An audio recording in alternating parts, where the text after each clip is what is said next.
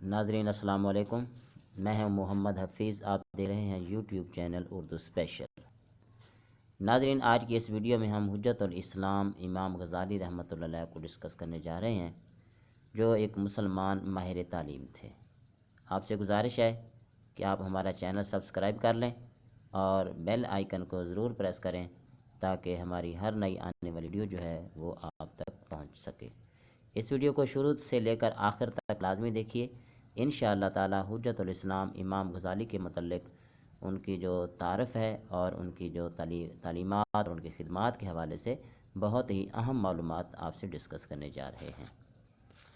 تو ناظرین، حجت الاسلام امام محمد غزالی رحمۃ اللہ علیہ 450 ہجری بمطابق 1058 عیسوی میں قصبہ غزال طوس کے نزدیک پیدا ہوئے۔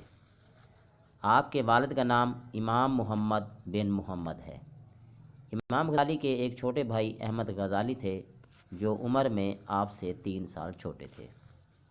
امام صاحب نے ابتدائی تعلیم اپنے قصبہ غزال سے حاصل کی۔ اس کے بعد آپ طوس کے مدرسے میں داخل ہوئے۔ جرجان میں امام ابو نصر اسماعیلی کی خدمت میں رہ کر علوم متداولہ پر عبور حاصل کیا۔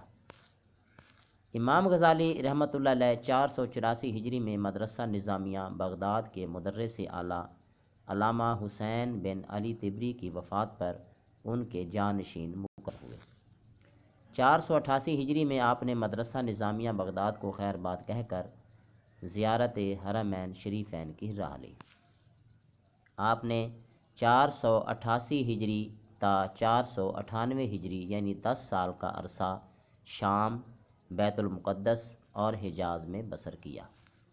ان 10 سالوں میں آپ نے مشہور زمانہ کتاب احیاء العلوم سپرد قلم کی۔ 499 ہجری میں آپ نے مدرسہ نظامیہ نیشا پور میں تدریس کی ذمہ داری قبول کی۔ 500 ہجری میں امام صاحب اپنے وطن طوس واپس آ گئے اور اپنے مکان کے قریب ایک مدرسہ اور ایک خانقاہ تعمیر کرائی، ایک عظیم الشان دارالقیامہ اور اس کے ساتھ ایک خوبصورت باغ لگوایا اور خود قرآن و حدیث کے درس میں مشغول رہنے لگے۔ حجت الاسلام امام محمد غزالی رحمۃ اللہ علیہ 55 سال کی عمر پا کر 14 جمادی الاخری 505 ہجری کو واصل حق ہوئے۔ آپ کی مایہ ناز تصانیف میں احیاء العلوم عربی زبان میں ہے، یہ 4 جلدوں پر مشتمل ہے۔ کیمیائے سعادت فارسی زبان میں ہے، یہ کتاب 4 ارکان پر منقسم ہے اور ہر رکن میں 10 ابواب ہیں۔ اس کے علاوہ آپ کی مایہ ناز کتاب مکاشفۃ القلوب بھی ہے،